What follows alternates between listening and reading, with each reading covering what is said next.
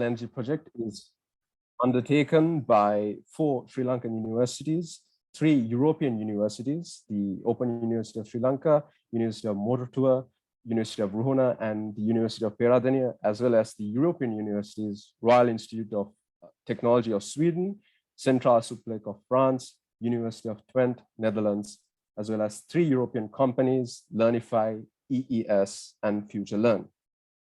The EUSL project is co-funded by Erasmus Plus of the European Union, and the project aims to develop a fully integrated collaboration between partner universities in Sri Lanka as well as in the European Union, in working towards a fully integrated online master's degree in circular economy and in renewable energy. And a kind reminder to you, my dear audience, please mute your mics till the end of the session, where we will be having a Q&A session for you. Today's lecture is on the current status and future trends in wave energy, conducted by Dr. Matthew Folley. Dr. Matthew Folley is a senior research fellow at the School of Natural and Built Environment at Queen's University, Belfast. He's an expert in the development of wave energy with over 2 decades of experience. And also he's the international chair of the IEC committee in developing standards for the assessment and characterization of wave energy. So a warm welcome to you, Dr. Matthew. And as we say in our language, Ayubowan, and over to you, sir. Thank you very much, Ayubowan. And yes, we'll have some questions at the end, but if people have questions during the talk, then hopefully you're all familiar with Zoom now, and there's a button where you can raise your hand. And at that point, at the next appropriate point in the talk, I'll come to you. So it'll make it a little bit more interesting rather than trying to save everything until the end. So if you have a question, just raise your hand and I'll look for that on my screen to see that that's happened. And what I will do now is hopefully successfully share my screen.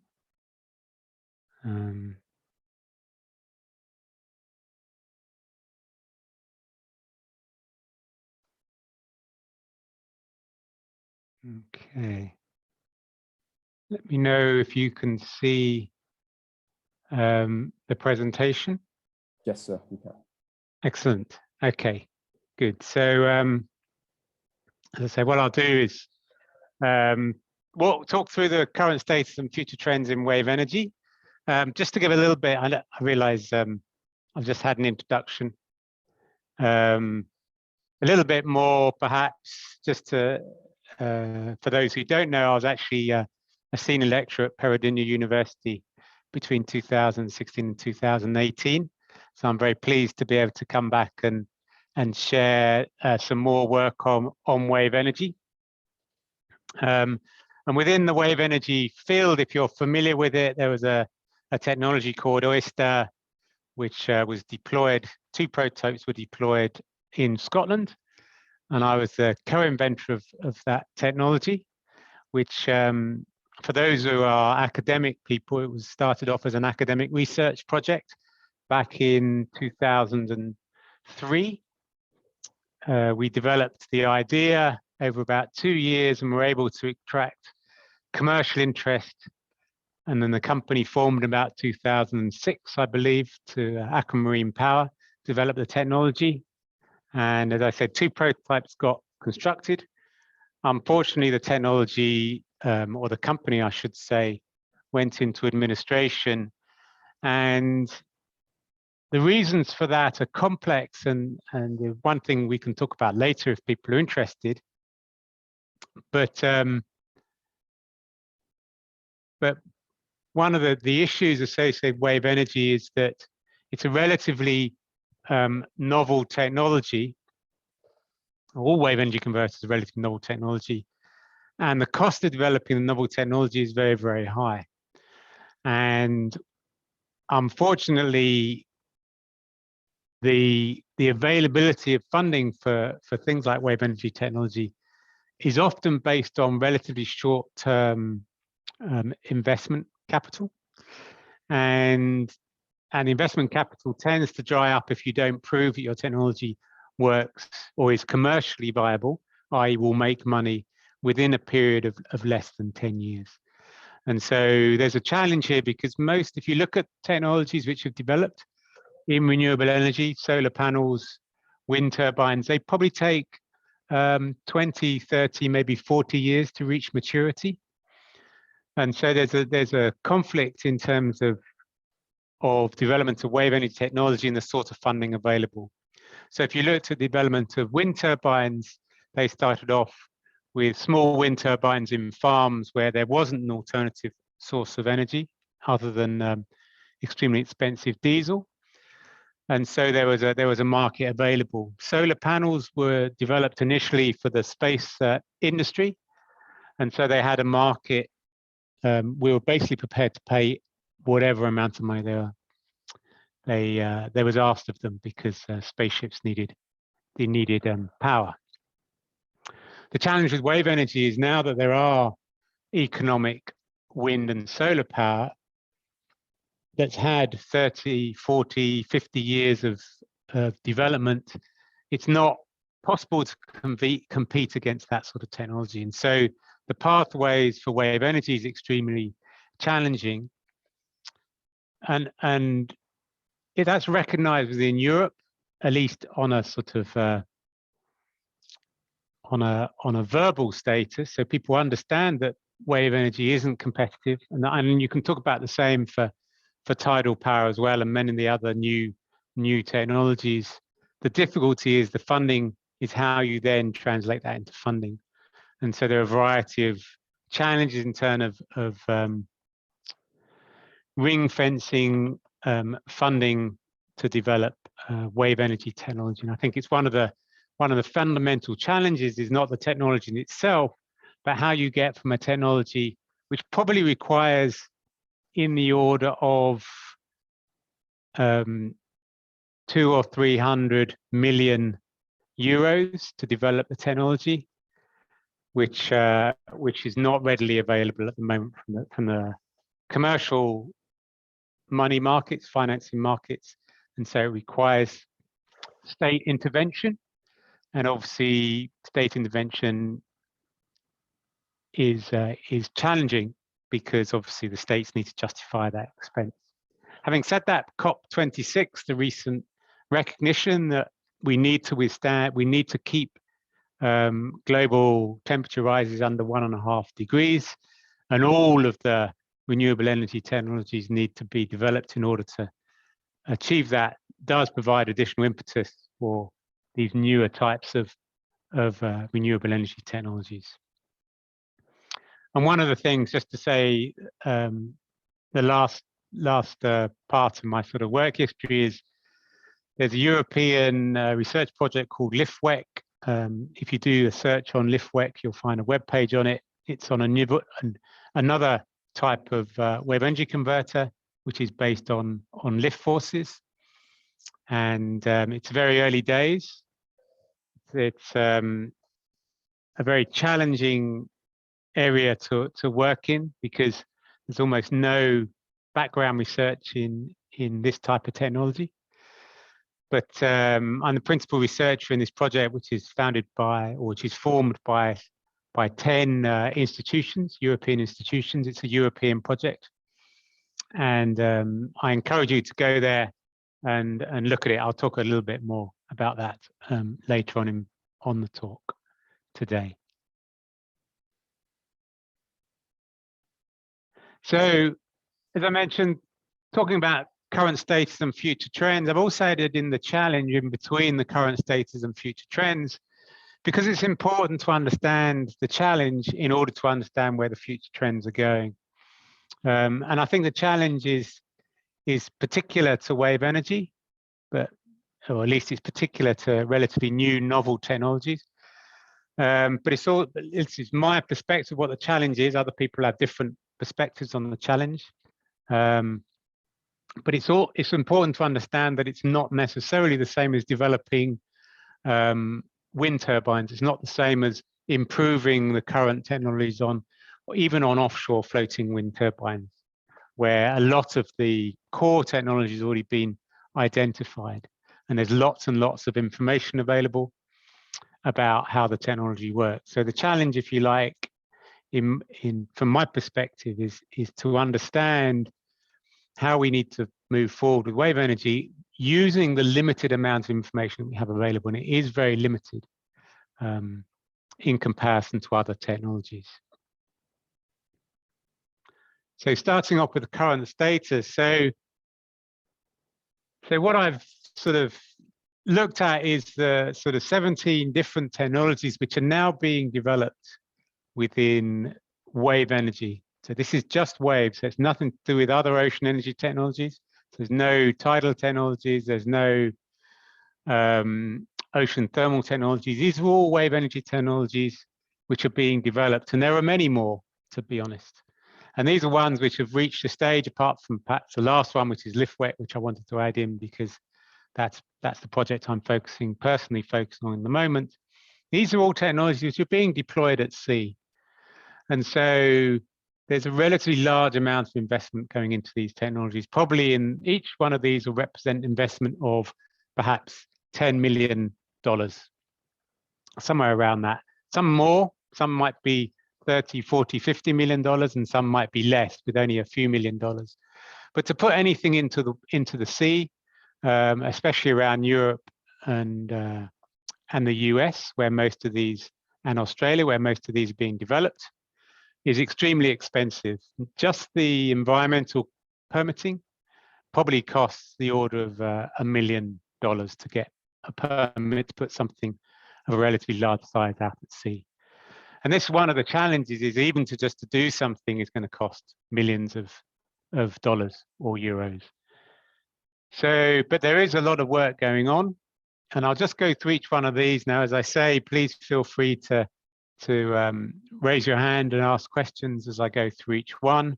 I have more or less information and understanding on some of them. Some of them have been put out at sea, but there's almost no information available in the public domain. And so there's a certain amount of interpretation of the limited information that's available. So we'll just go through these 17 different technologies. So Sharp Eagle is a technology which has been developed in China. China is making a large investment in all renewable energy technologies, and that includes wave energy. And Guangzhou Institute of Energy Conversion is a leading player in this. And they've developed a 500 kilowatt prototype, which they've deployed at sea. You can see a picture of the technology there. And it's essentially a hinged raft system. So the system essentially bends in the middle. And in doing so, it extracts energy from the hinging motion of that raft. 500 kilowatts is obviously a relatively large prototype. And you can see the sort of technology size in the picture. And if you look carefully, you can see there are 4 floats. So it's a kind of multi-hinged, if you like. So each one of these will represent a separate hinge, which you can extract energy from. And hinge raft is one of the technologies which you'll see coming up again a few times. The Penghu technology is also developed by the same institute. It's almost impossible to find information about this, but I suspect it's very, very similar fundamental technologies, because along the right-hand side here of the technology, they have these rafts. I think there are 6 in this case with individual rafts. But what they've done is to try and make the system more stable. So one of the problems with a hinged raft system is if you have the waves acting on one raft, if you try and extract energy from that, the rest of the system will tend to then move and you don't extract the same amount of energy. By adding it on to, this is a fish farm, so you need the structure of the fish farm anyway, so they've used that as a reference frame in order to extract energy. And obviously the fish farm has a certain size, so they've also added solar panels onto the technology. And indeed, I suspect there's a wind turbine on there as well. So they're trying to develop this sort of total solution to energy and food, be the energy food nexus, in the sense that fish farms actually require relatively large amounts of energy to feed the fish, to keep the water circulating. And typically that would be done with diesel power. And so by using a combination of wind and wave and solar, and also the use of batteries, you can avoid the need to put a cable out, or indeed use diesel generators. And it's a case of where there is a marginal advantage, there's potentially advantage with having the wave energy converter attached to something where the cost of energy otherwise will be a lot higher. And so you're not directly competing with grid-powered electricity. One of the challenges, and I believe, and I continue to believe, that the European Union are perhaps misfocused in their funding activities, and in the United States they don't have the same misfocus. Is the European research or funding is still based around utility scale technologies. And the problem with utility scale technologies is, to make them economically viable, you have to compete against very, very mature technologies. And so it becomes an extremely difficult market to enter. Whereas if you compare it to locations, island communities, or fish farms, or remote sensing, then you find that the entry level is not only less demanding, the cost of energy can be higher, but also the alternative cost of the energy is a lot higher. And so you become competitively more advantageous. In the United States, there's a big push on what they will call niche markets, where there's a potential for wave energy to provide a source of energy where other technologies aren't so viable. And an example of this might be in fish farming, but also in cases where tourism may restrict the use of large-scale solar panels and wind turbines due to their visual impact. And so wave energy, tends to have a smaller visual impact than solar and wind farms. And so you have this potential to look at wave energy as a niche market where tourism is potentially a limiting factor for other types of technology. The third technology here is an oscillating water column. It's being developed in Australia by a company called WaveSwell. Oscillating water column technologies are relatively well developed. There's been a lot of them, and again, it's in common with hinged rafts. They're one of the areas where there's continuing interest. And the particular characteristic of this technology is most oscillating water columns have a bidirectional turbine. One of those bidirectional turbines was developed at Queen's University. It's called the Wells turbine. But they tend to have lower efficiencies than unidirectional turbines. The problem with wave energy is the airflow is traditionally bidirectional. The waves go up and down, and so therefore there's a tendency for the flow to be bidirectional.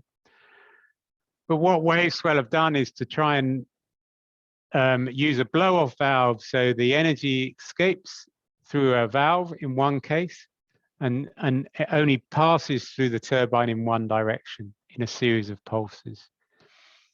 If you look at that from a hydrodynamic perspective, from a performance energy capture perspective, that actually doesn't reduce the power very much. And you find the power reduction is perhaps about 20%.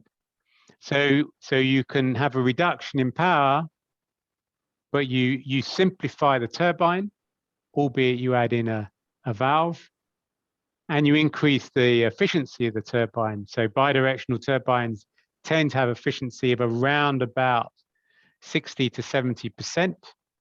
And unidirectional turbines probably have efficiency more like 80 to 90%.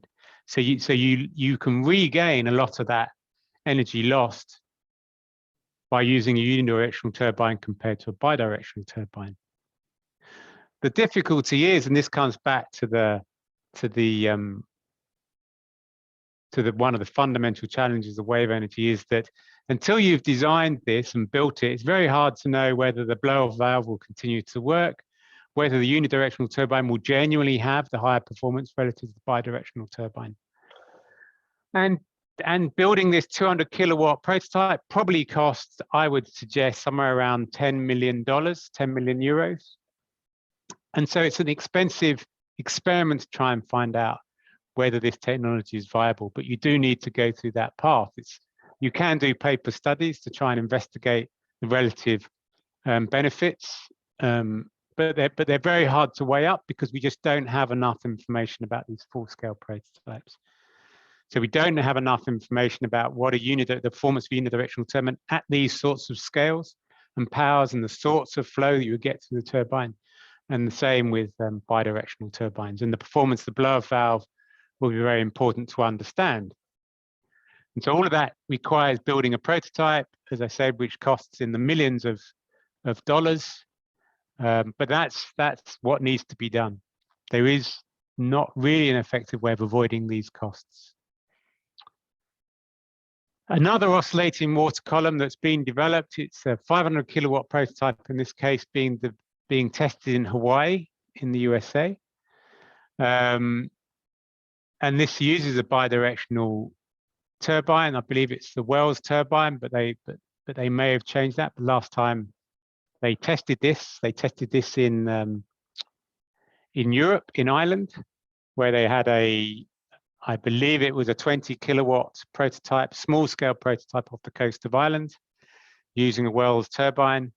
And obviously the company that develops this, Ocean Energy is the name of the company, which is why it's called OE.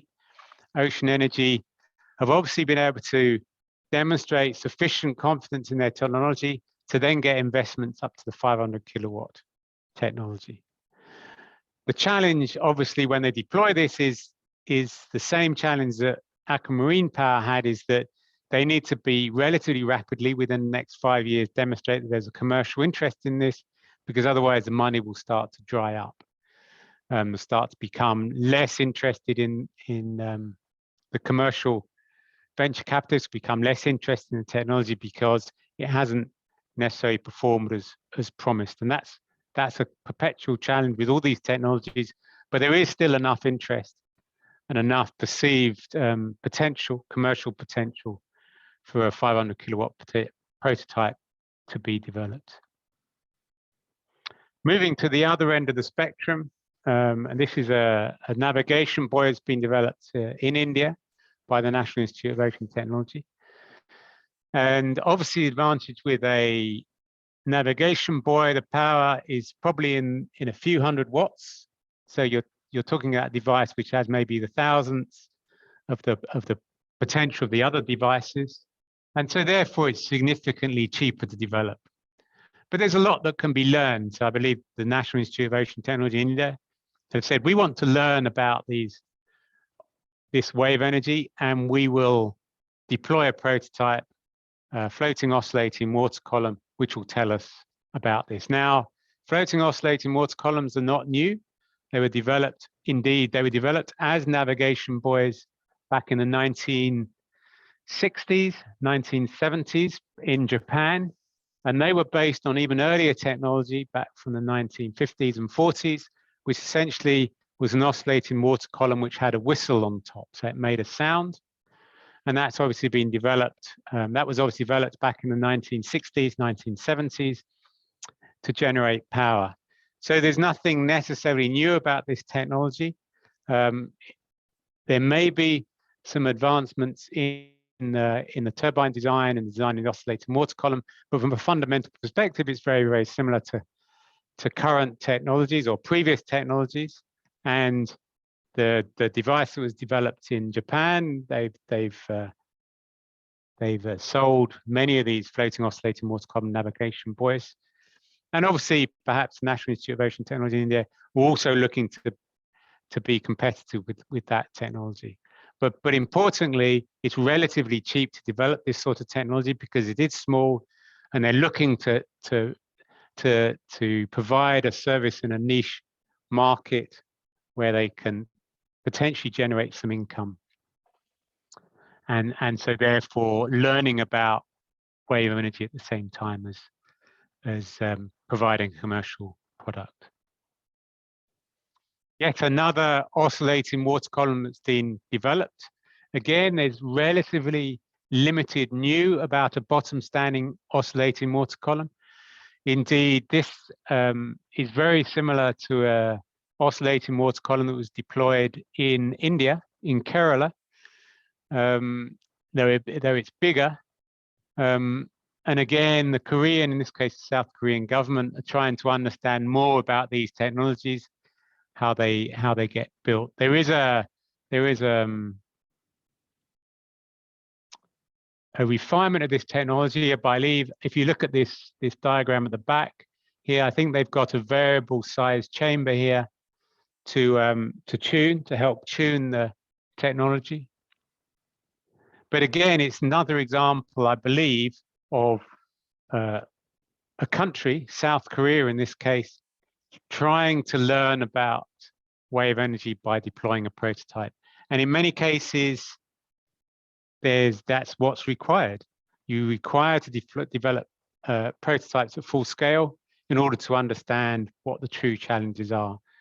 That's not to say that that you've passed beyond the research and development and design phase. That phase is necessary. That phase continues to go on, but in order to focus your research and development in the right place, you need to have deployed these prototypes. And this is an example, I believe, of a national government, South Korea, trying to provide this platform and learning opportunities for their research groups within Korea. Yet another oscillating water column that's been developed.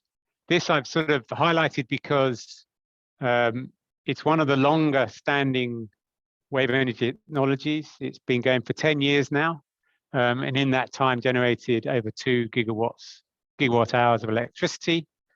And what they've been able to do, they have 16 relatively small turbines, and those turbines have now been able to be optimized because they're small turbines.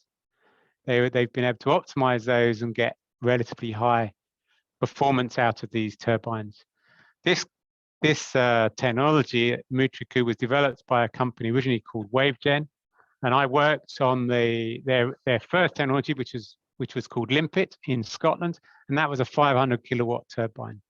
What we discovered in Scotland, using in the Limpet plant, is large turbines have a lot of issues associated with very high Mach numbers running through their turbines or the tip speed.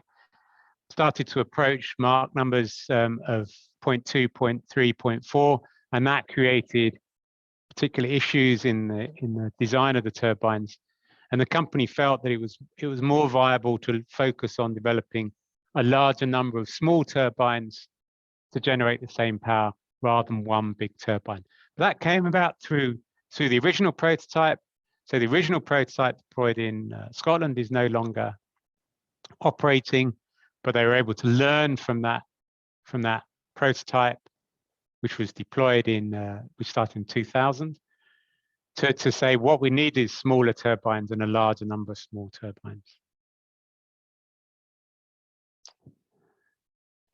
So SimPower is a relatively simple technology. It's a heaving float which will be deployed on a breakwater or mounted on a fixed structure, it could be an oil rig, and essentially moves up and down using these floats. If you look carefully at the picture, you can see there's some smaller floats on the left-hand side, and then they get bigger on the right-hand side. And they're just different phases they've gone through learning about the technology. My personal view about this technology is it's unlikely to be viable, partly because of these linear bearings which are required. But again, the company, SimPower, is learning about how to do wave energy, and they're gaining experience on these technologies in a real environment, and that's critical. So At the moment, I don't think linear bearings can withstand the type of operating cycles which you would get in wave energy. But SimPower are starting to learn that now. They may find a way of solving that problem, in which case I'm very, very happy. And that opens up new avenues. But it's very hard to know. It's not, again, it's almost impossible to do that in laboratory. So they've chosen a location which is easily accessible, so they can build these relatively easy. So whilst an offshore technology tends to cost in the millions of dollars to develop, these may have only cost a few $100,000 to deploy. And indeed, in a country like Sri Lanka, probably even less, because there's lots of health and safety requirements which can create and environmental impact requirements which can create a lot of cost in technology being developed in Europe, which I'm not saying health and safety isn't important in Sri Lanka, but some of the regulations may be less less onerous in terms of the paperwork which is required. And so this is another example of a technology. They're learning about how to do these different sort of linear bearings, learning how to extract power, learning how to potentially control these floats to maximize the power capture. As I said, there seems to be a bit of a theme in the variety of technologies that we have here. So Crestwing is another hinged raft type device that's being developed in Denmark. It's a half-scale prototype, so it's not full scale. And the way wave energy tends to scale, that probably means it's about a 10 kilowatt prototype, because it doesn't scale. So half-scale prototypes don't have half the power. They normally have about a tenth of the power of a full-scale device.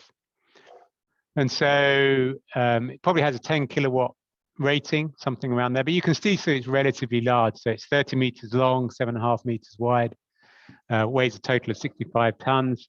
But this company, Crestwing, are learning now in the real environment what their technology needs to withstand. So one of the challenges that you have in the laboratory is knowing all the factors that you need to take into account. So one of the unknowns is obviously the maintenance of this device. How easy is it to get on board? But then there are other factors such as the marine current. So if there's a tidal stream running, how much does that influence the performance of the device? There's very, very few wave tanks which have marine currents. And even then, they're not necessarily representative. And so they'll be able to start learning from these half-scale prototypes, some of these factors that need to be developed. And again, we're probably talking about in the hundreds of thousands of dollars rather than the millions, possibly $1 million, a couple of $1 million to develop a half-scale prototype, but less than the tens and 20 millions of dollars for a full-scale prototype. So there's learning going on of these technology. Wave piston is a surging device, and the sort of uniqueness about it is it has a string of relatively small structures, 8-meter wide flaps, but there'd be a string of 24 over 200 meters. And the initial prototypes, the one that they have out there at the moment at Plocan, only has 3 or 4 flaps, but they can learn about how these flaps work with only 3 or 4. And then once they know that they can build the technology, they've done that over the last few years, and now they're extending it to a string of 24 flaps. And obviously there's a modularity benefit in this type of technology development, because they've been able to effectively test the full-scale module as being just 2 flaps or 1 flap even. And then they're going to replicate that over a longer string.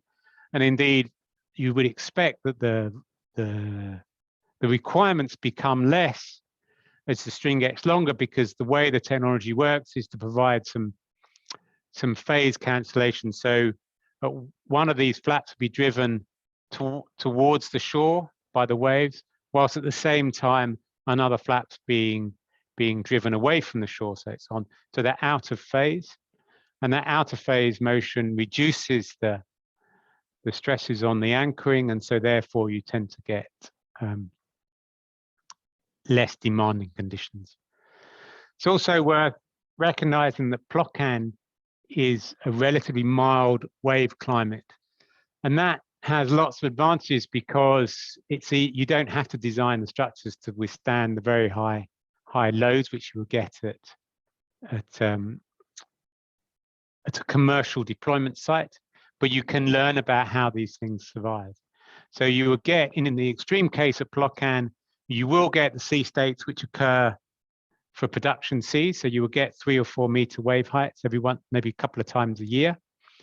And you can learn from those. But obviously it does mean that if something goes wrong, most of the time it's relatively easy to go out and repair it. So most of the time, the sea states are less than 1 meter of significant wave height.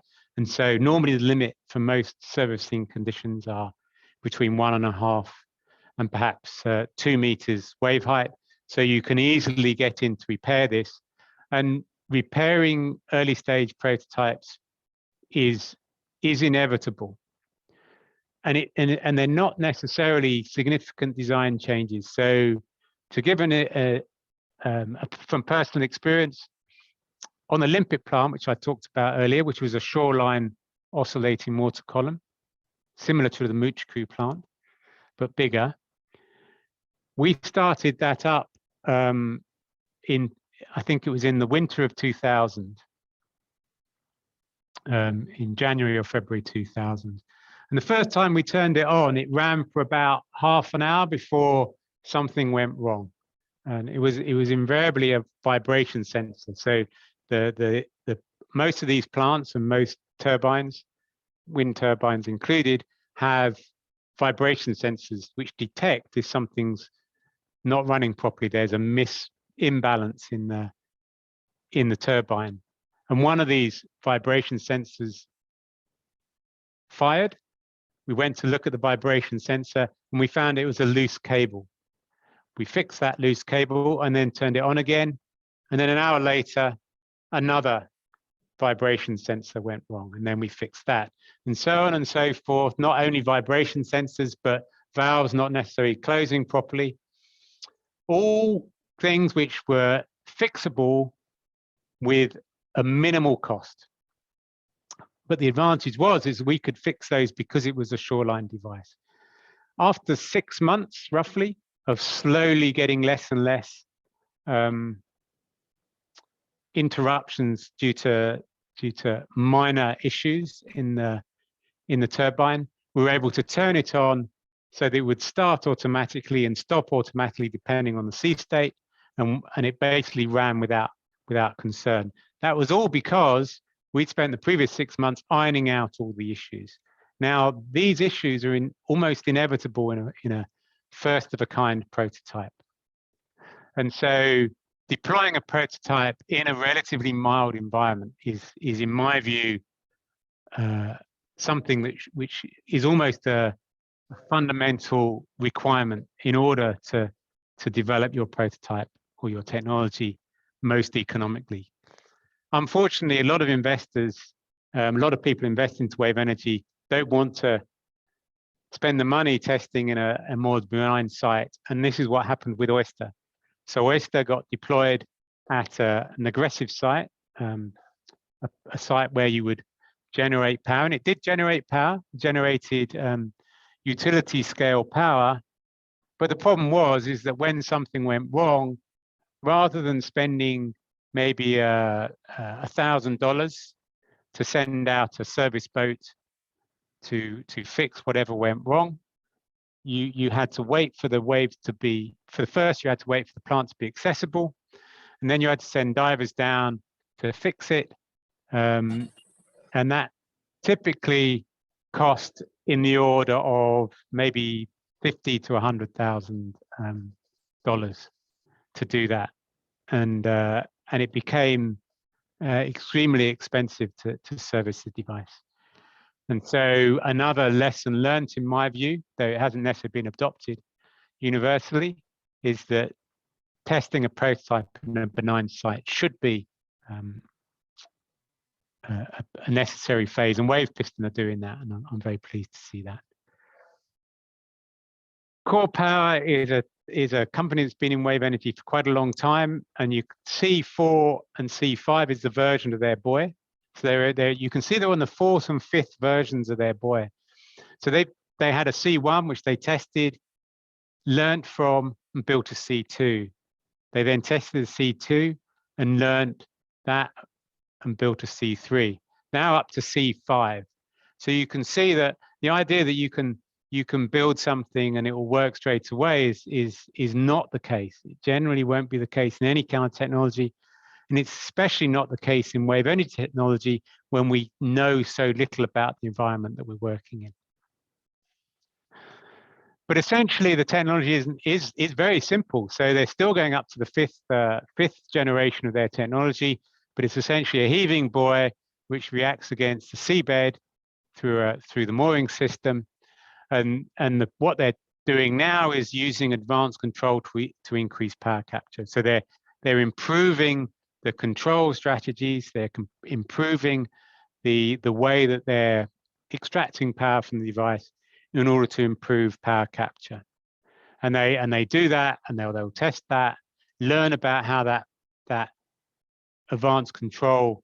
Well, there's two parts. There's the advanced control strategy as well as the control technology. Now, depending on your control technology, you can do certain control strategies. So if your control technology allows you to vary the force that's applied, then obviously that becomes part of the strategy. That gives you another way to try and increase power. But having a variable force is more expensive. And so invariably what you need to do is test where you maybe have a simpler control technology, which is cheaper and more reliable, potentially more reliable. And you would look at the power capture you can get from that. And then you have a more complex and more expensive control technology, which allows you to use a more advanced or more complex control strategy. And then you have to make that balance between the additional power capture you will get with the more advanced control strategy and compare it to the more simple control strategy was dictated by the simpler control technology. Whilst this can be done using numerical modeling, and I'm sure they've done lots of numerical modeling and lots of physical modeling to demonstrate that, ultimately it needs to be tested in the sea to see whether that's the case. Continuing with technologies, wave roller is a bottom hinge flap type device, very similar to Oyster. And they've spent a lot of time developing their power takeoff technology to make it more reliable. And now they're going through that whole process of testing at sea and checking its reliability. The Motion Blue X technology is another hinged raft. So again, I'm saying there's sort of a couple of themes in the modern sort of development technology. And they're sort of what they've done is to look at optimizing the shape of the hull. So most hinge rafts have relatively simple shapes, but they've spent their effort, if you like, their unique selling point is these specially designed hull shapes, which are claimed to increase power capture by 30 to 40% compared to a simpler hull shape. And obviously what they're trying to do, what they need to do now is demonstrate that at full scale. Now they have this technology called Motion Blue X, which is designed for powering subsea oil and gas equipment. Strangely, the oil and gas industry is very keen on using renewable energy to power their offshore equipment, and Blue Ocean have identified that as a niche opportunity for their technology. WaveGem is another technology. It has an internal water column, and as the device moves, that water column drives a low head water turbine as the water moves from chamber to chamber. Again, it's another sort of technology. They've added solar panels onto it to try and increase the utility of the device.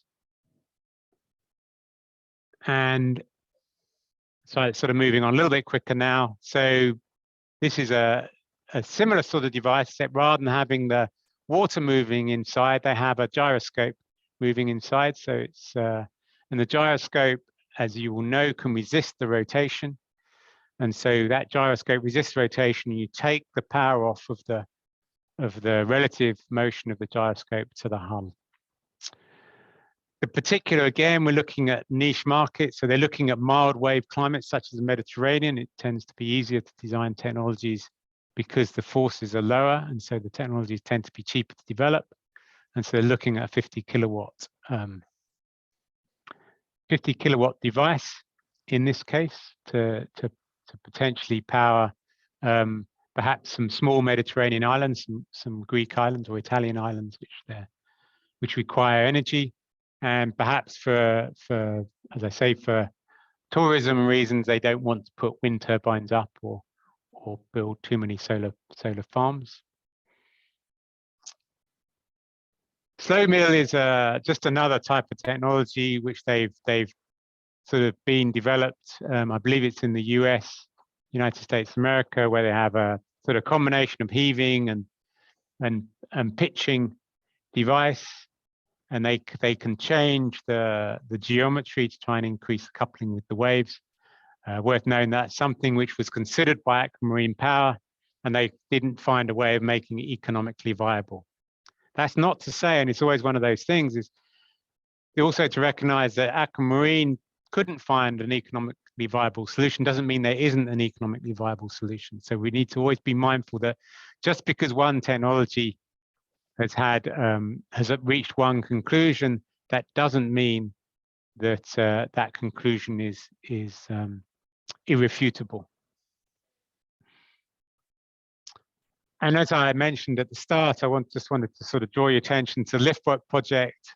So if you look at wave energy technologies, almost all couple to the waves through either buoyancy or diffraction, and there's only 2 or 3 which have looked to try and couple it through hydrodynamic lift forces. And in some ways that's quite surprising because wind turbines use hydrodynamic lift. And if you use the wind turbine using drag, which is the alternative which you could use, you find that the efficiency is very, very low.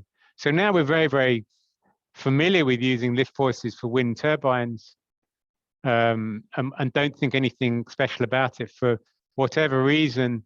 And there are a number of reasons because it's more complex, but trying to couple wave energy converters to hydrodynamic lift forces is what we're trying to do within this technology.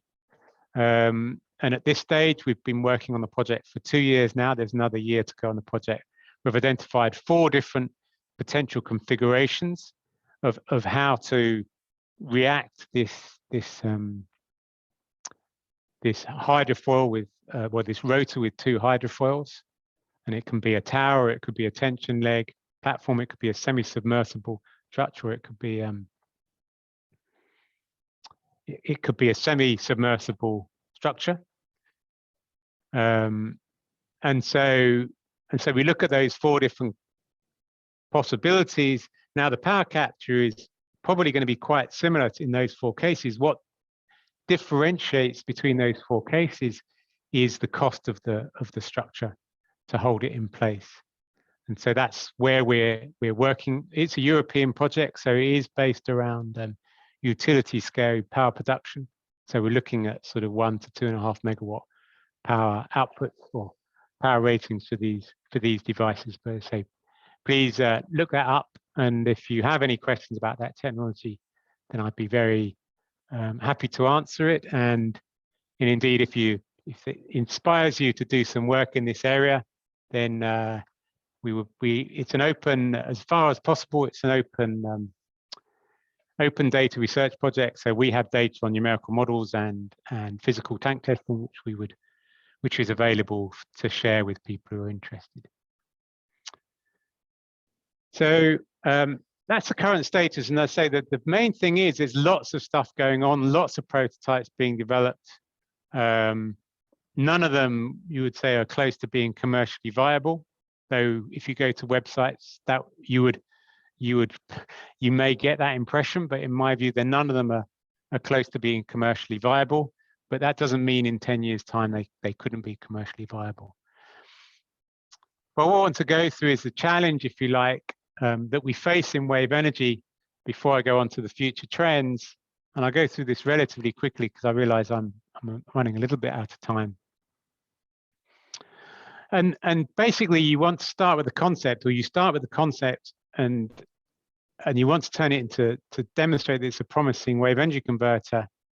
And there's essentially, you need to analyze the cost of energy. You need to work out what you think the cost of energy that will be, and then assess whether that's worth going forward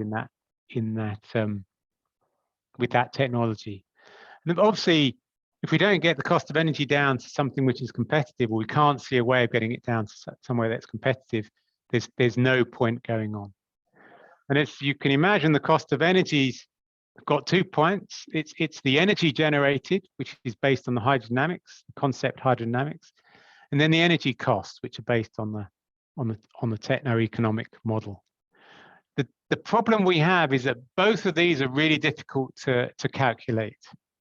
We don't have a sort of a prototype. We don't have a technology which is easily comparable to wave energy. And so it's very, very hard to calculate these. So what we tend to use, and what you have to use, is not generally a choice, is we use simpler heuristics to understand the hydrodynamics. And what we tend to do is to look at known wave energy converter hydrodynamics. So there is some work done out there on full-scale prototypes, and lots of work done in numerical modeling and wave tank modeling.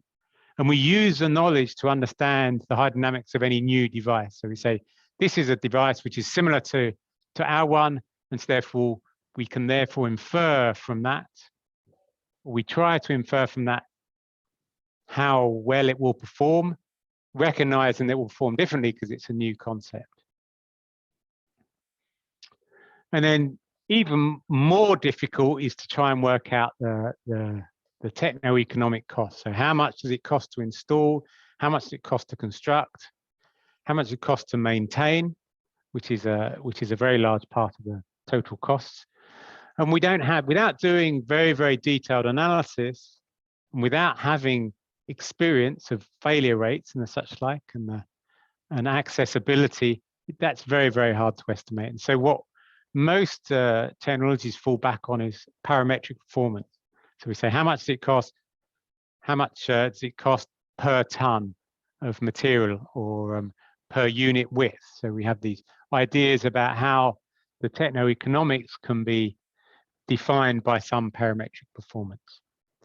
Now, the problem with heuristics, and I'll try to give an example here, is if you look at this picture, we have a distorted view of what this picture is. So those three figures are all exactly the same size.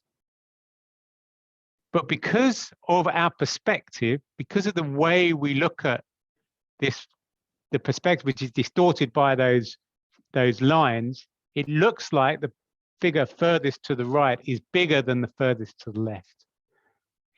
And the problem is that we've based our heuristic on our experience of perspective. Now, if our experience of perspective were different, we would see things differently. So if you like, our experience, which we use to design, is distorting the truth. And it's always important to realize that our understanding is both an aid, because if we don't have any understanding of the hydrodynamics or costs, we're nowhere. But also that at the same time, it's also potentially distorting what the truth is. And if you don't recognize that what you think is potentially distorted, you're never going to recognize that what happens is wrong. So I'll give an example of a heuristic that people have used, and thankfully people tend not to use this heuristic anymore, but they've looked at a heaving device and said, okay, a heaving device moves up and down. And we've done lots and lots of experiments with heaving devices, and we understand heaving devices. If we look at a surging device, well, surging device is a bit like a heaving device, but it just moves backwards and forwards. And so the heuristic is that everything we've learned about heaving devices, we can apply with minor modifications to a surging device. The problem is the hydrodynamics of surging and heaving devices is completely different in terms of their response to the wave frequency. So heaving devices respond very well at low wave frequencies, and surging devices don't respond at all at low frequencies. And so unless you understand this difference in hydrodynamics between a heaving device and a surging device, and interpret what we've learned about heaving devices into surging devices, you'll potentially make the wrong conclusions. And so our heuristic that, oh, a surging device is just like a heaving device, but rotated through 90 degrees, is a misleading heuristic, at least in terms of wave force. And until you've thought about the problem and analyzed the problem, you don't necessarily recognize that heuristic, that failure in that heuristic. And it's really important to recognize that these heuristics can be useful, but they also can be confusing. So similarly, we'll look at tuning. So traditionally, when we've looked at wave energy converters, heaving wave energy converters have narrow bandwidths. And many early numerical models ignored motion constraints because they were difficult to calculate. And so what you found is you get this very, very large increase in performance at the resonant frequency. So this is the resonant frequency, and you get this massive increase in performance at the resonant frequency. And so the heuristic was your device needs to be tuned in order to maximize power capture, because if you're not tuned, you're going to get a tiny amount of the available power capture. However, if you look at a different device, which is broad-banded and motion constrained, so look at this purple line here, you find that actually, in this case, where you have a broad-banded response to your system with motion constraints, the benefit you get from tuning is minimal. And so this massive increase that was originally claimed and is genuinely true, if you've got a system which doesn't experience motion constraints, narrow banded, that increase in performance is a genuine increase in performance. But if you've got a device which is highly motion constrained and broad banded, the advantage of tuning is actually minimal. And that's important if you're then spending a lot of your design effort to tune the device. So understanding that perspective is important. And perspective is important because we can reach different conclusions from different perspectives. So here I've got a cartoon. So if you look at that picture on the left-hand side there, there's obviously four sticks. If we move over to the other side, and you see it, there's obviously 3 sticks. So both those perspectives, from their own perspective, look like they're correct.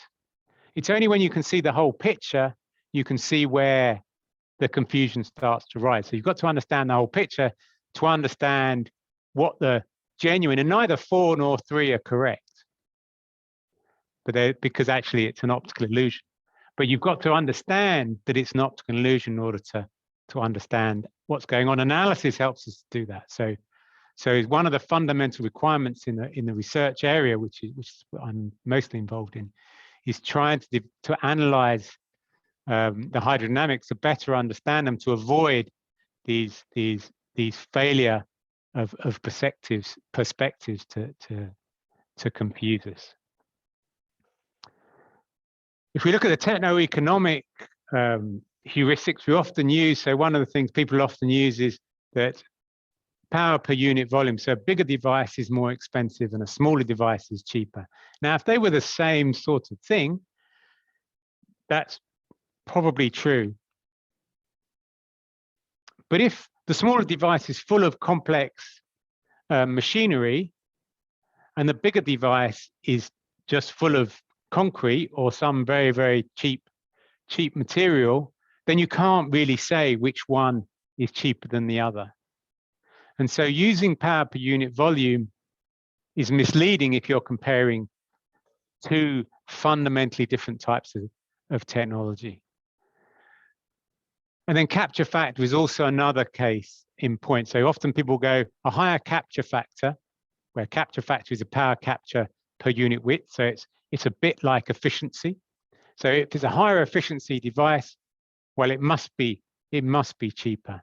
And so if we used, here we've got the width of a flap type device. So we have capture factor, and it peaks at some width, depending on the hydrodynamics. And so if you base your device on this optimum width, you find that it's here. However, if you look at the cost, you find that the cost per unit width actually increases more rapidly than the width. So it's not a linear increase with width. And so when you combine those two, you find that the optimum width based on cost is actually a narrower flap. So you don't optimize capture factor. Now, obviously, to understand where this point lies, we need to understand how the cost varies with width. And that's an extremely expensive and challenging piece of information. But until we have that information, we can't really talk about what the optimum width should be. So two apparently contradictory but important points here is an accurate calculation of an inaccurate measure. So we might be able to calculate capture factor very accurately. But if it's not an accurate measure, if it's an inaccurate measure of cost of energy, then that's not really very useful. However, a quantitative estimate of performance is better than a qualitative estimate of performance. So it's not that you say, oh, in which case, because we don't know any accurate measures, we're just going to, make a judgment call. What you have to do is do the best you can into trying to improve the accuracy of your measurement. So you can make an estimate of what you think the cost per unit width might increase by, and that will be better than just using capture factor. So you're using a techno-economic model, using the best information available, but it's still a quantitative estimate.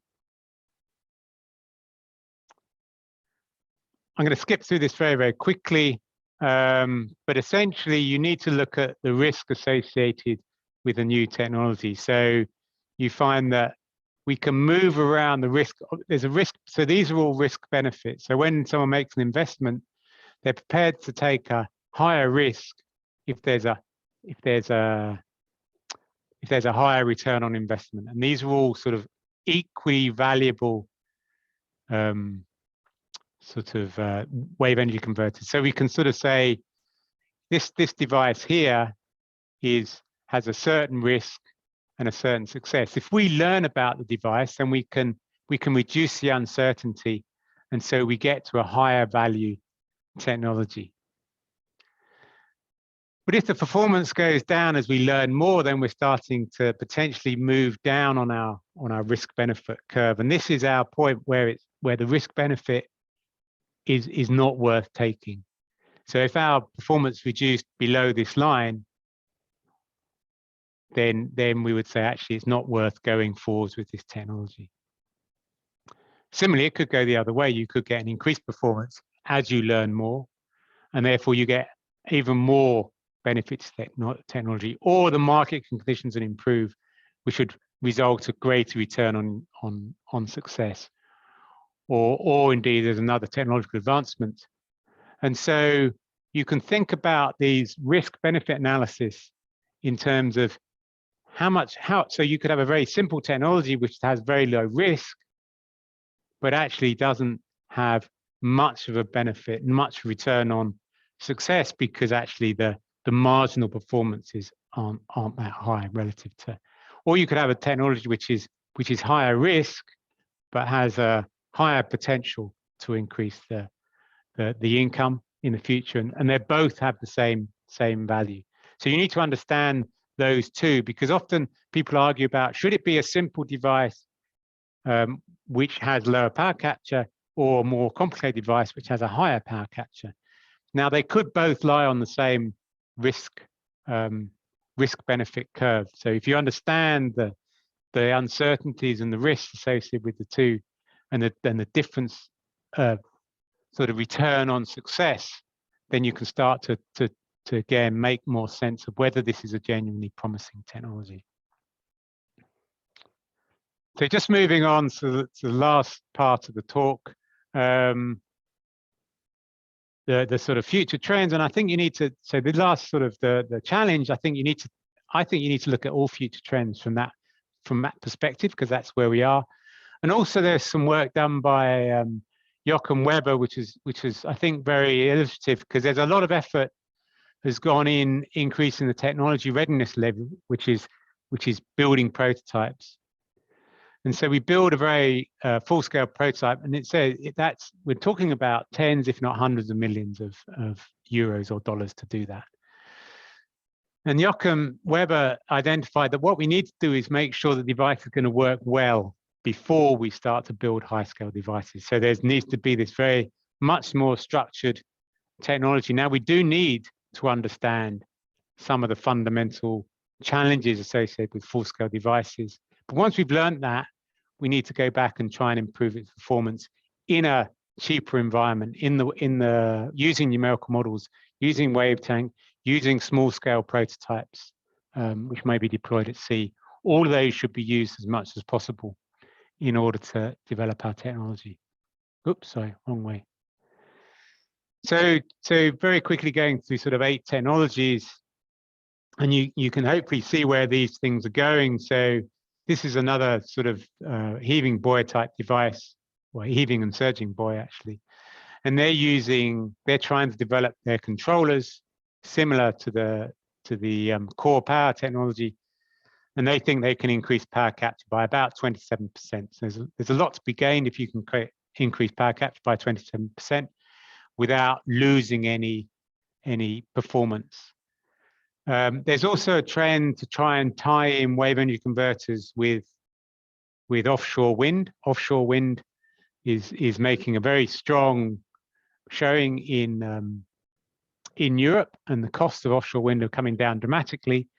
But there's a need to move, in many cases, to floating offshore wind in particular.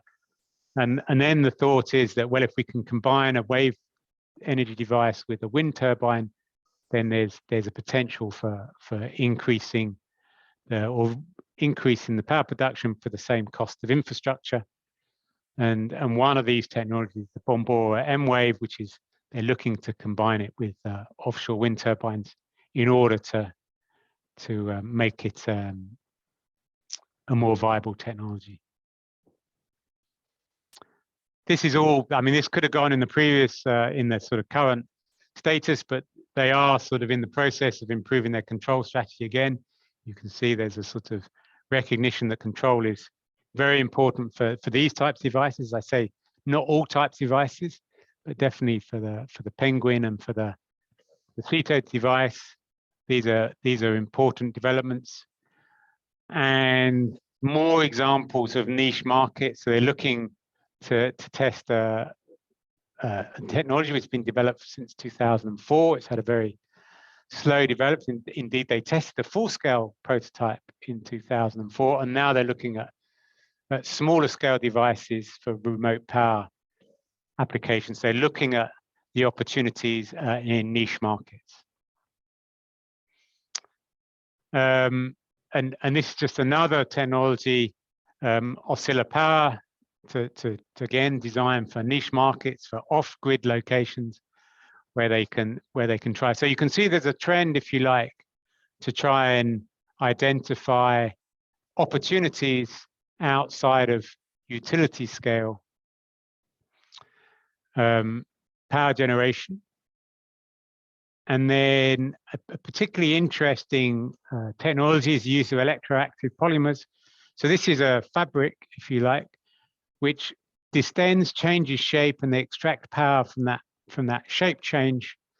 And so it's a very, very different sort of technology, and so has lots of advantages because it's not a solid structure, and so it's expected to be more robust in the offshore environment. And that's being planned for a prototype in France to be tested. And again, more examples of these autonomous offshore power systems being developed, more technologies trying to identify systems which can have a commercial opportunity, but at the same time provide learning opportunities to move towards utility scale production. And yet another sort of technology which is being planned for testing, a bottom hinge flat type device from ExoWave. So just to make some conclusions, and they're very, very simple conclusions because I want you to focus on the broader picture rather than the details. Though obviously very happy to talk about details, is there is a significant interest in developing wave energy technologies. There's a significant amount of funding going into wave energy technologies. There's interest for climate change reasons. And because even though I personally worked in wave energy for 30 years and the sort of recent interest in wave energy has probably been around for about 45 years, we're really still at the very early stages of understanding wave energy technologies, and I can't emphasize how much more we need to learn. And so it's very easy to make the mistake is that, well, we've been doing this for 45 years. If we haven't found a technology yet, then there is no viable technology, because some of the technologies which have been tested have only been tested in one configuration. So if you take the example of Oyster, the company went bust. If you look at the reason, some of the reasons that company went bust, they made some decisions about the power takeoff, where they used an onshore hydraulic power takeoff with a connecting water pipe, which was probably the wrong decision. But they made that decision from what seemed like a good commercial and scientific reasons at the time, but as a result of that work, they found out it wasn't the right way to go. So that technology, it's not that technology is not viable, it's that particular instance had some challenges which Aquamarine Power weren't able to overcome with the funding resource they had available.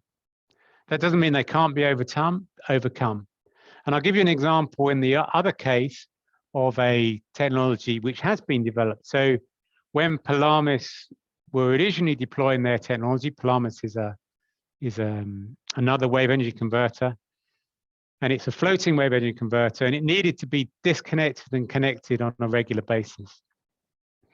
When they first developed it, it was extremely expensive to connect and disconnect because they used a very large vessel.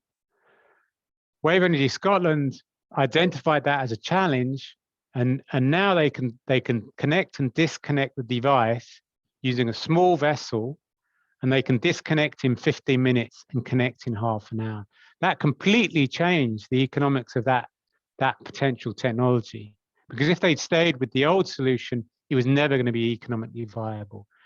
But with the investment, with the effort, they were able to identify a technological feasible solution, which then makes that technology more attractive. And that's obviously available to other floating types of device. And so you've got two examples there, one where they were able to continue developing the technology because there was some further investment to demonstrate that challenge could be overcome, to another example where there wasn't investment and they weren't able to resolve those.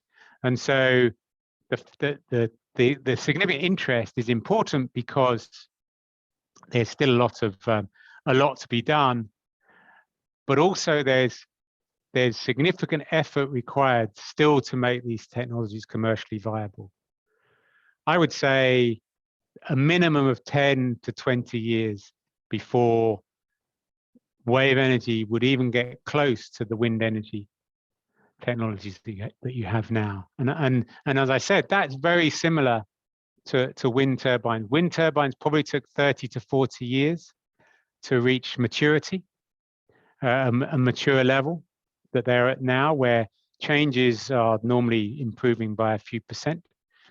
And wave energy hasn't had that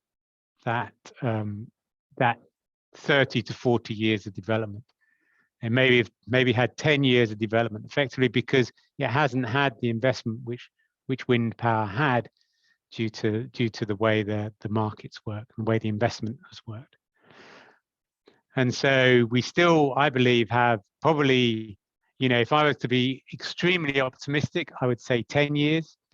If I was to be more realistic, I would say 20 years before we get to commercially viable wave energy technologies. That's not to say it's not worth doing, because as many sayings will say, if you want a big tree, the best time to plant the sapling is to plant the sapling now.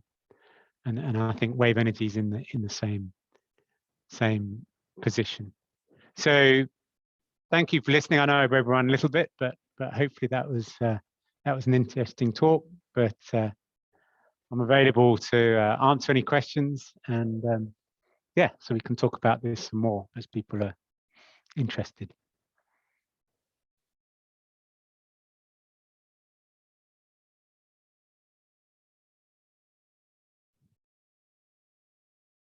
Thank you, Dr. Matthew, for that very informative lecture. So my dear audience, if you have any questions, please unmute your mics or drop your question down in the chat box. Dr. Matthew, I have a question. How do you think that a country like Sri Lanka, a tropical nation like Sri Lanka, is an ideal candidate to implement wave technology? I think it's a good candidate. I mean, the South Coast has relatively energetic wave climate. So I think the resources there's obviously a high demand for energy in Sri Lanka, because the infrastructure is relatively underdeveloped. And so in that sense, Sri Lanka's not necessarily got to compete with the indigenous power supply. I think I read a report where I think there's like a 10-fold increase in the power production in Sri Lanka is required by 2050 in order to make the transition that's required. And so there's a massive requirement for increases in power production. There's an issue, if you like, associated with wind turbines and solar panels because of the tourism industry in Sri Lanka. And so yes, I think it's definitely a good candidate. One of the challenges I suggest with Sri Lanka is to, and I talked about this, as I said, when I was in Sri Lanka, is trying to make it attractive for inward investment, for a company to come to Sri Lanka and say, I would like to develop my technology in Sri Lanka, because you will see that it's extremely expensive to develop a technology, and unfortunately I'm not sure that Sri Lanka has that sort of funding available. It's a developing country in the sense that it's not at the same level of economic development as Europe and the United States, though it's obviously higher than many other countries. And so what you want to do, in my view, is to try and attract companies in Europe and the US to develop in Sri Lanka and develop their technology in Sri Lanka as a potential test bed. And the challenge for Sri Lanka is to make it attractive for those companies to come and make it viable within Sri Lanka. So I think, so I think there's two things. One, I think there's an opportunity for Sri Lanka to make itself attractive to wave energy, and I think there is a viable wave energy resource which could be which could be exploited. But I think it would be misleading to think that wave energy is suddenly going to become sort of competitive as a sort of, we're just going to buy this wave energy technology within the next 10 to 20 years. And so in that sense, it's still a research status. And in that sense, I think inward investment would be the way I would try to get wave energy developed within Sri Lanka. Thank you, Dr. Matthew. And we have a few questions on the chat as well. Mr. Adrian asks, what are the factors that contribute to a potential wave technology hotspot? So. I don't know if you mean when you talk about a hotspot, whether it's a location hotspot, whether it's a technological hotspot or a type of technology. Let's take it from the location perspective first of all. I think from a location perspective, it's having an infrastructure which will support that technological development, and have a political and commercial support for that. So, if in terms of a hotspot of, well, let's go back to the Sri Lanka example. If you wanted to make Sri Lanka a hotspot for wave energy, I think there are three things required. One is you need a resource which is worth exploiting, which I think Sri Lanka has. Two, I think you need the political will and the political support. So if someone said, I want to come to Sri Lanka, they know that the government are going to not necessarily financially support it. I think there's two things here, but they have a political support. So that the government will say, we will support you in discussions with the Ministry of Defence in order to allow us to deploy this. So one of the problems which you've had, I know with deployments in Portugal, is that the Ministry of Defence can veto any kind of deployment because they would say it's a threat to our national defence. Now, obviously, a private company arguing with the Ministry of Defence is always going to lose. But if the government are also saying we want to support this, then there's more reason to think it'll happen. The same with stakeholders, with fishermen, with other users, is to have that political support. And the third thing I think to make it a location hotspot is to have the knowledge and the industrial base to support it. So if someone wants to come to Sri Lanka, it would be having the engineers have a knowledge about the challenges of wave energy, would have the sort of shipbuilding industry and the control industry and the maintenance industry would all be available to make it easy for that developer to say, I know that if I go here, I'm going to be well supported to deploy in this location. And if by doing so, by covering those three key points, and as I say, that none of those points actually require a significant amount of investment from Sri Lanka. This is one of the difficulties. It's not necessarily a large financial investment, but it is a large political and education investment in order to make it an attractive hotspot, a potential hotspot for the development of wave energy technologies.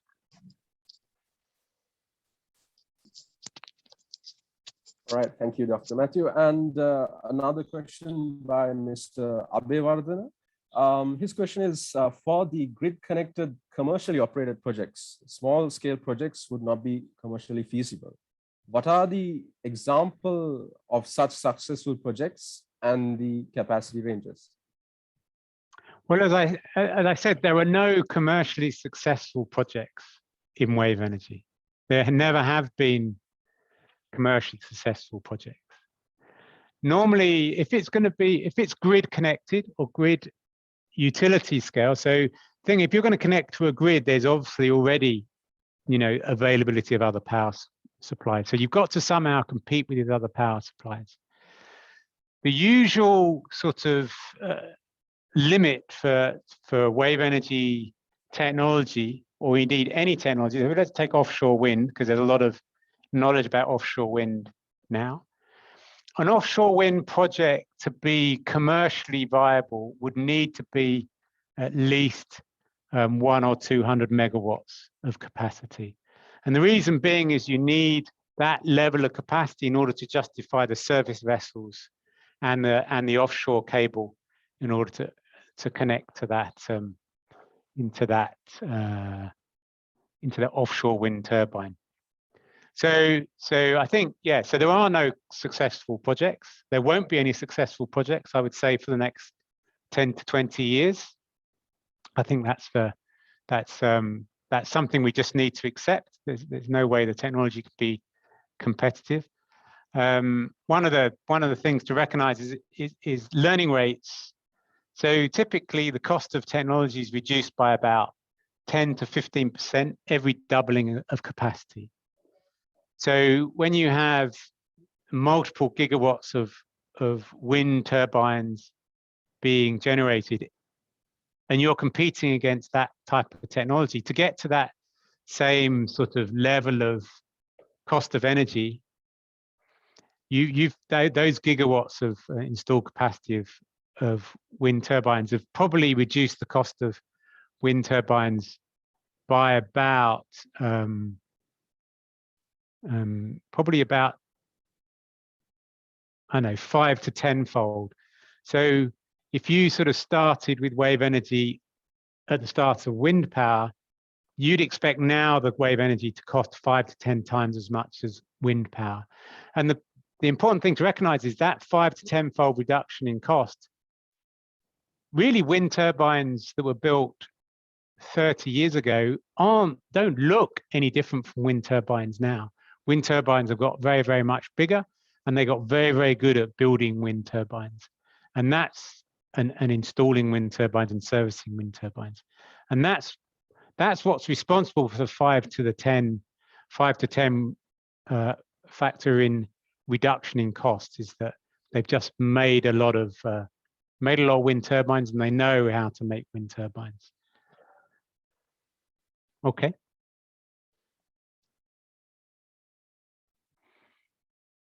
Okay, and another question by Mr. Dillon. When we talk on hydro energy or wind energy, nowadays there exists the standard design procedures for designs, but for the wave energy converters, there are a lot of different designs and no particular standard procedures. Do you think in future wave energy converters are also going to have standard design or design procedures? Professor Matthew? I think when you look at sort of technology will advance most rapidly when you reach a point where all the effort, all the design effort and the development effort can be focused in one or two small areas. If you go back to, I'll go back to the wind industry. If you looked at the wind industry 40 years ago, before we looked at sort of 3-bladed horizontal axis wind turbines, there were many, many different types of wind turbines, or even ways of extracting energy from the wind. What happened is they identified the most promising, and now almost all wind turbines are horizontal axis 3-bladed turbines. There are a few 2-bladed turbines, but they're almost all 3-bladed horizontal axis wind turbines. And all that effort's gone into developing that, and that's how the costs have come down. And so I believe that for wave energy to make the same advancements, you're going to have to, there will be a point where one technology starts to show itself to be more promising than all the others. Now, of course, that's not to say it is more promising. And there's an argument within the wind energy, or there's like a controversy or discussion within wind energy that says actually vertical axis wind turbines are theoretically more suitable for offshore wind turbines than horizontal axis wind turbines. The problem is no one's building offshore vertical axis wind turbines because they haven't had all that design and learning, and we talk about these 10 to 15% learning rates that have gone in to horizontal axis wind turbines.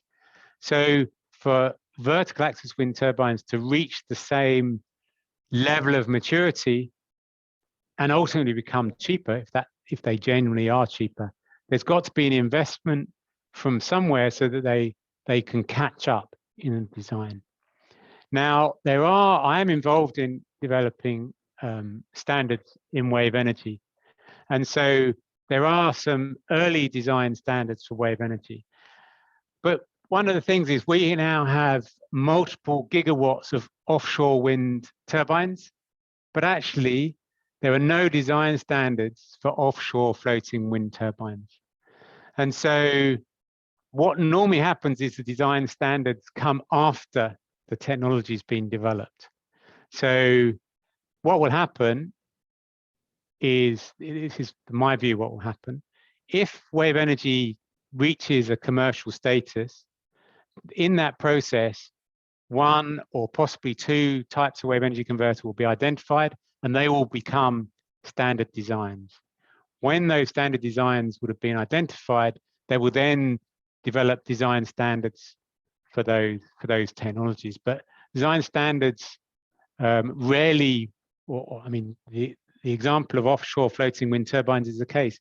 There aren't design standards for offshore floating wind turbines, and yet we do have floating offshore wind turbines a lot more commercially viable than offshore wave energy. So I think, yes, they will do, but I think the process is that you will get one or two standard designs which will demonstrate to be more promising than the rest. They will then be developed, and design standards will be finalized following their commercial deployment. Thank you, Professor Matthew. Do you have any more questions, my dear audience? You could unmute yourselves or drop a question in the chat.